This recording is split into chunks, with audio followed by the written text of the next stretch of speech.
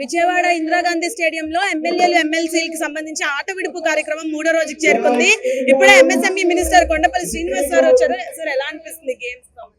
శాసనసభ్యులు ఈ రకంగా స్పోర్ట్స్ లో పార్టిసిపేట్ చేయడం ఖచ్చితంగా పబ్లిక్ మంచి మెసేజ్ ఇవ్వడం జరుగుతుంది. ఎందుకంటే ఈరోజు ఈ స్పోర్ట్స్ అనేది ప్రతి ఒక్కరు కూడా పార్టిసిపేట్ చేయాలి. హెల్త్ అనేది ప్రివెంటివ్ హెల్త్ కేర్ లో స్పోర్ట్స్ ఒక భాగం. ఖచ్చితంగా ప్రతి ఒక్కరు కూడా ఆరోగ్యంగా ఉండాలి.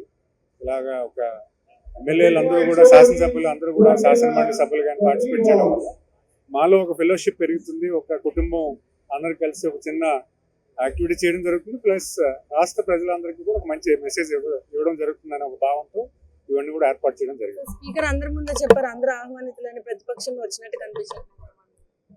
అంటే ఒక మంచి వాతావరణం ఉండాలి. స్పోర్ట్స్ స్పిరిట్ లో కూడా 2 టీంలు ఉంటాయి. అలాగే రూలింగ్ పార్టీ అపోజిషన్ పార్టీ కూడా ఉంటుంది.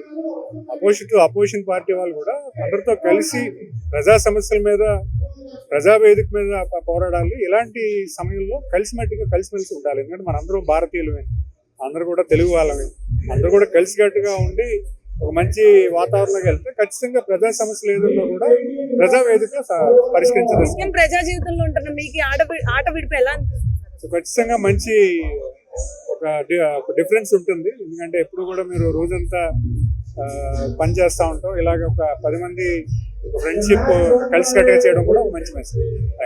సో ముఖ్యంగా చూసారు కదా, నిత్యం ప్రజా జీవితంలో ఉంటున్న మంత్రులకి, ముఖ్యంగా ఎమ్మెల్యేలు ఎమ్మెల్సీలు ప్రతి ఒక్క రాజకీయ నాయకులకి ఆట విడుపు ఎంతో తోడ్పడుతుందని, క్రీడల యొక్క ప్రాధాన్యత కూడా చెప్తున్నారని కూడా చెప్పడం జరిగింది.